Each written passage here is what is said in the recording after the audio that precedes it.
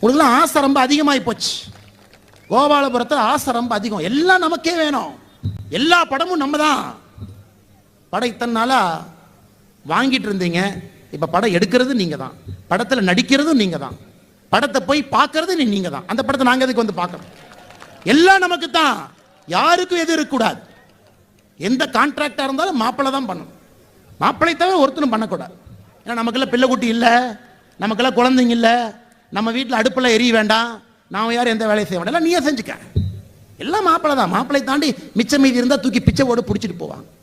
சொந்த உழைப்பில் அது 200 ரூபா சட்டையாக இருந்தாலும் சொந்த காசில் 200 ரூபா சட்டையை வாங்கி இங்கே போட்டு உட்காந்துருக்கீங்க. 2000 ரூபா சட்டை நாங்கள் போடல. 1.5 கோடி ரூபா காரில் வரல. பாக்கெட்டில் வச்சிருக்கிற பேனா 35,000 ரூபாய் இல்லை. போடுற செருப்பு 15,000 இல்லை.